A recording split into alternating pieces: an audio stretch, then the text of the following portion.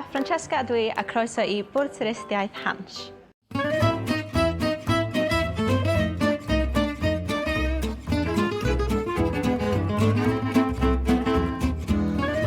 Heddiw dwi'n mynd â chi gwmpas llanfair pwllgwyngyll gogery drobwll tysilio gogo goch.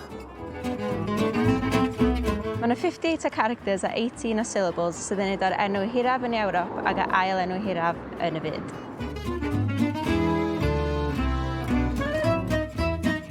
Fama di'r meeting point da chi'n dod i nôl i'ch gŵr am 2 AM ar ôl mynd i watcha ffwtbol yn Leeds. Ogla Imperial Leather a canwylla really expensive.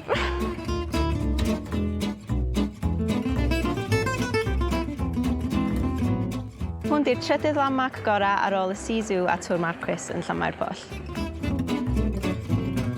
Fama di'r place of no return. Os da chi'n disgyn I gysgu a colli'ch stop yn Bangor, da chi'n fucked.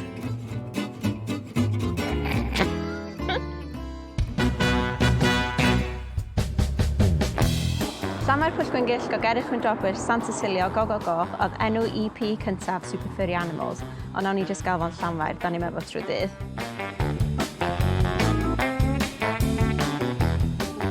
Oedd y Flying Scotsman mynd pasio yma chydig y fisoedd yn ôl, ond oedd neb gweld I achos nhw'n jyst adra ac o'n nhw'n really gifio shit.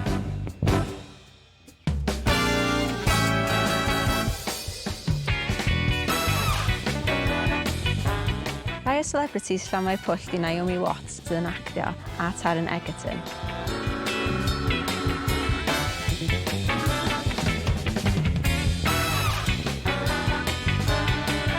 Mae Tŵr Marquis yn Grade 2 listed building, so chewch chi'n peintio fo.